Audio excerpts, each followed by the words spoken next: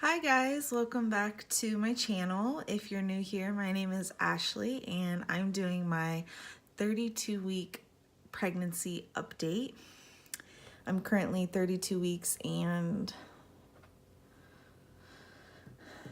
3 days.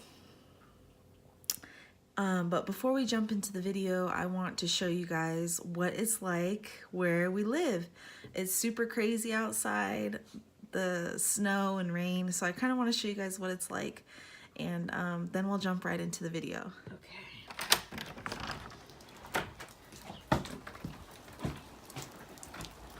So, we have a ton of snow, except it's not snowing right now. It's raining. I'm so confused. So all this is gonna turn into nice slush. You can see right over there. It's all slushy. But we're expected to get, I think 6 more inches of snow tonight. So we shall see. For those of you who don't know, I live in Washington State, so this is kind of what it's like in the Seattle area right now. But anyways, back to the juicy stuff. So again, I'm 32 weeks pregnant and lots of changes are happening this week. Peanut has graduated from a winter squash to a cantaloupe size. So he's the size of a cantaloupe, which is crazy to think about. He is approximately 17.2 inches long and 4.23 pounds. That's crazy. Like, I have a 4-pound baby inside me. Crazy. So I have some facts from the Pregnancy Plus app, and I'll read them to you. It says, even though the bones are still hardening, the skull still isn't solid so that he's able to maneuver. So the skull stays soft so that he's able to maneuver through the birth canal, which is crazy because if you think about it, his head is gonna morph just to fit through my birth canal. It says baby's brain is now capable of controlling breathing, digestive functions, and body temperature. Interesting. And the baby can now tell the difference between night and day just from being inside the womb. Like, that's nuts. So yeah, there's some fun facts. I had a midwife appointment this week and they said that they believe the baby is head down, and they kind of poked around and figured that out. And then they showed Moses how to poke around and figure out where the baby's at. So he got to feel the head, not inside my body, but on the outside of my body. Just thought I'd clarify that. Some cravings that I'm having this week. I don't know if you guys know what Tajín salt is, but it's like this Mexican salt. A lot of people put it on fruit. I love to put it on pineapples. And I know I shouldn't be eating salt. I know, but it's so good.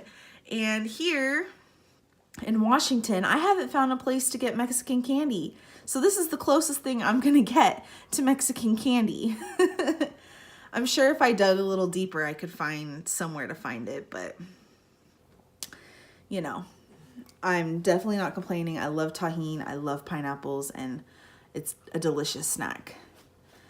Some symptoms that I'm having this week is because the baby's head down, he is headbutting the crap out of my pelvic floor. So if any of you have had that, you know how uncomfortable that is. It feels like someone's socking you in your vagina. Thanks, babe. Pain in my pelvic area, mainly my hip joints.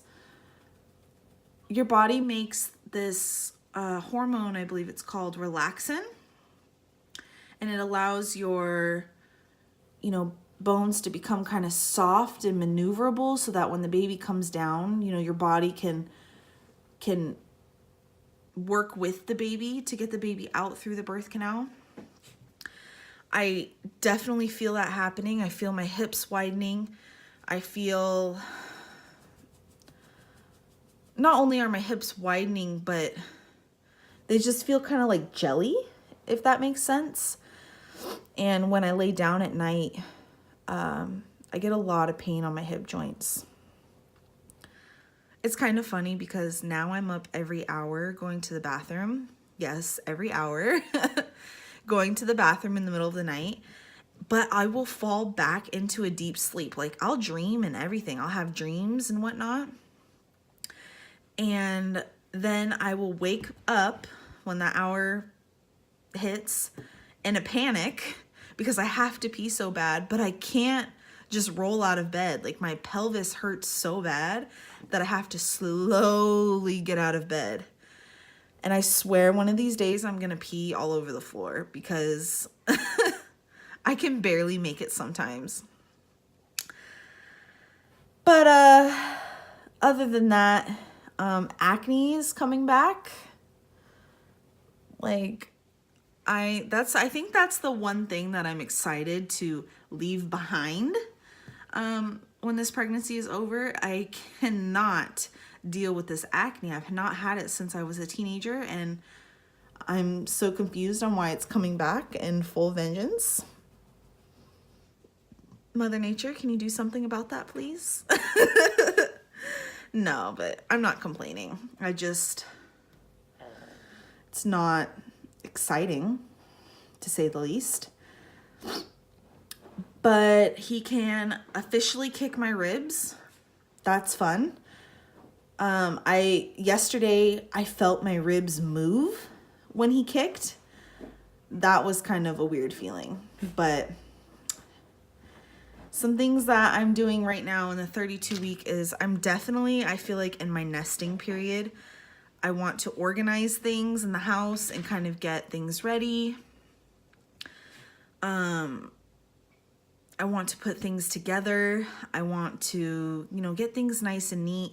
I want to get I don't even want to call it a hospital bag because I'm not going to a hospital. I'm going to a birth center, but I want to get that bag ready.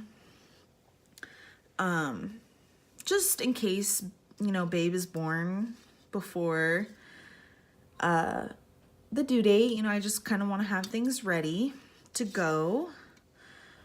In that bag, I want to have some outfits for him. Maybe some hand sanitizer, some baby wipes, some diapers. I want to have snacks. At the birth center, they encourage you to eat during labor. I don't understand why at the hospital they don't allow people to eat. I understand that there could be emergency C-sections, but that just leaves mom hungry and upset and an emotional state. So the birth center really encourages you to eat. So I'm going to bring snacks, and I think Moses and I will bring some snacks for our doula as well, because she will be there. And if the midwives want snacks, they can have some of our snacks as well. I believe this week I need to get a birthing plan together, and I'm going to talk about that when I see my doula next. Not necessarily for the birth center, but if for some reason we get transferred to a hospital, there's certain things that I want.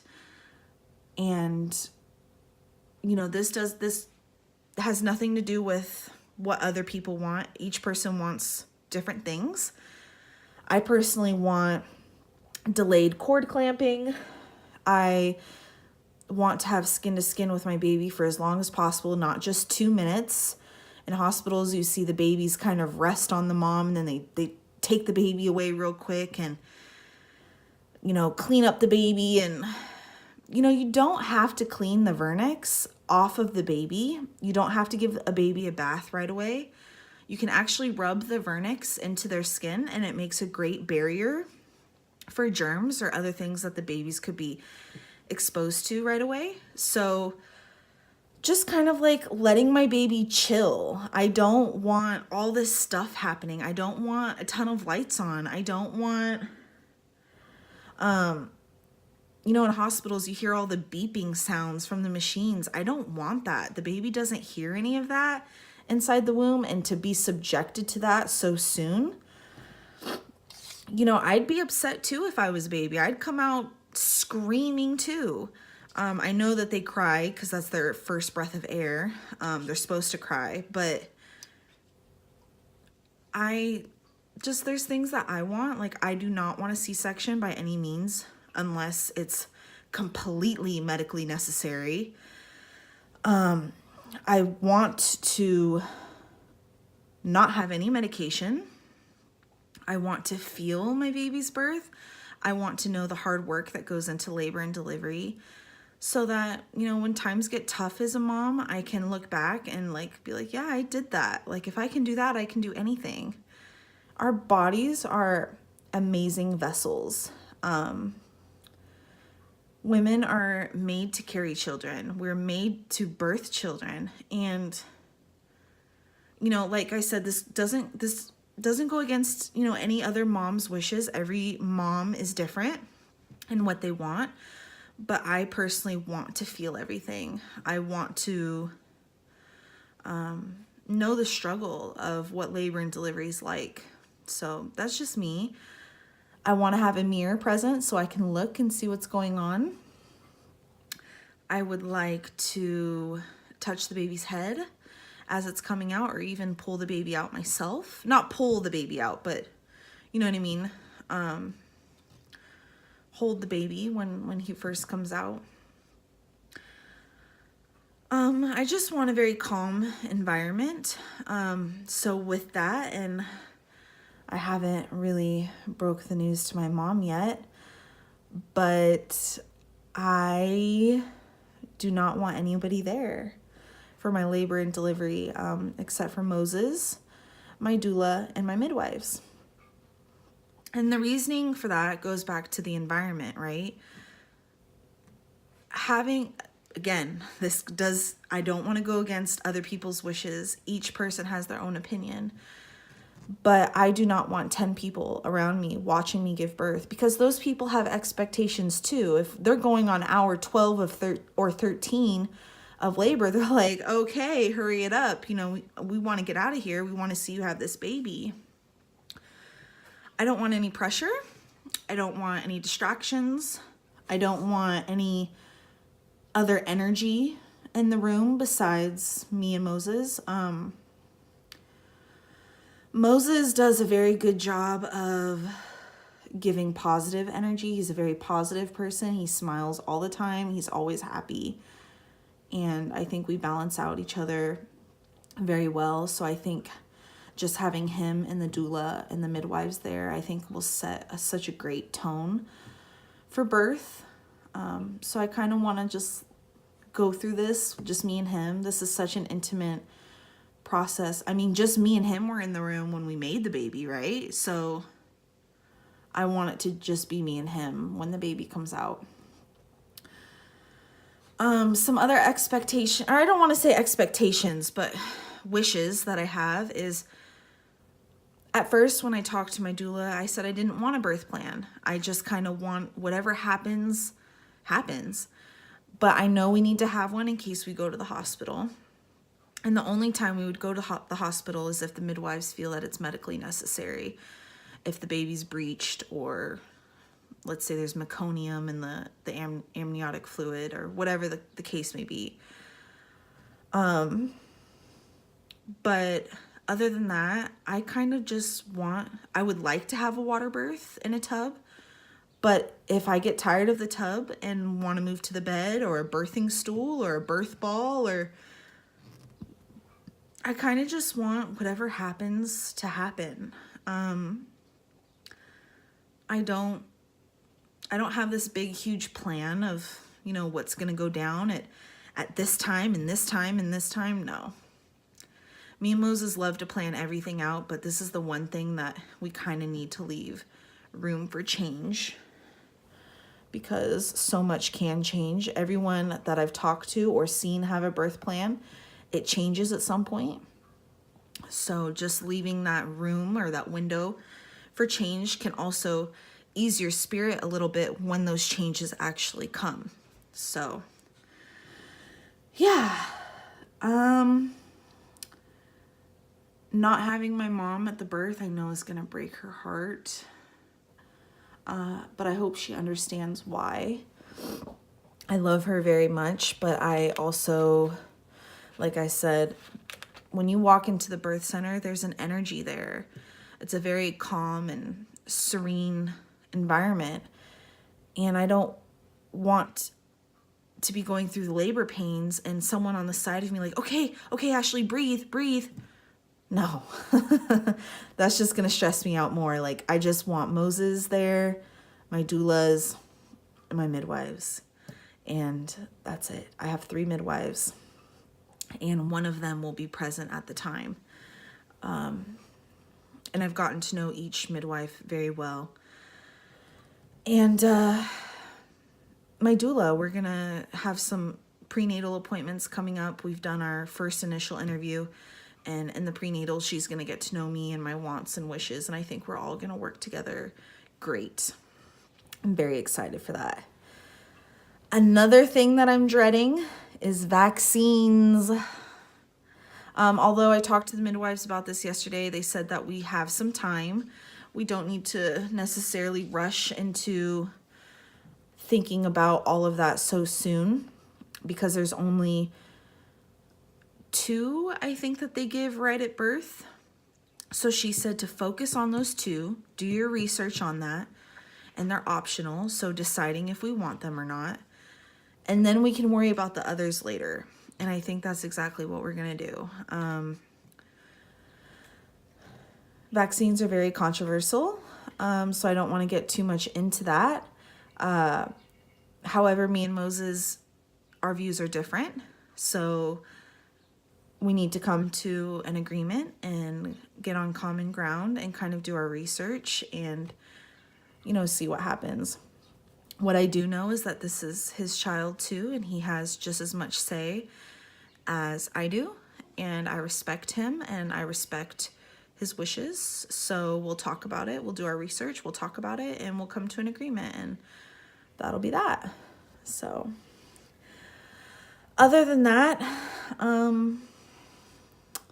I think with this snowy weather, I'm going to use this time to really, like I said, nest and really get the house ready and organize. And we're going to be moving very shortly after the birth, like a month after. So I want things to be easy when the move comes. I don't want to have to do a ton of like throwing stuff out or declutterizing or anything like that. I just want it very easy for us. Mainly easy for Moses, because I'm not going to be able to help move. That's going to be him doing all that. But yeah. Oh, and we've gotten almost all of our major necessities for the baby. Now it's just little things here and there, like baby Tylenol or gripe water or pacifiers. They're very little things. So I'm very excited about that. Other than that, I think we're doing really good. We have just 7 weeks and what is this, 4 days left until the due date. Like, time is flying. So if I could give any advice to upcoming mothers or new mamas, is I was really impatient in the beginning. If I could do that over again, I would get more excited. My family kind of, didn't want me to be too excited because I've had some health problems and they wanted to make sure I wasn't having a miscarriage. But to be honest, like, when you become pregnant, it's such a blessing. And I say screw all of that and be as happy as you want to be. Seriously. Because that's what's important, is your happiness. So, and I think I'm going to end the video on that note. Make sure you guys like, comment, and subscribe. Turn on your notification bell, because every week I do a pregnancy update. And in just 7 weeks, I'm going to be doing my labor and delivery vlog. So stay tuned for that. I'm super excited. And thank you guys so much for watching and joining me on this journey. I appreciate all of you. Thanks. Bye.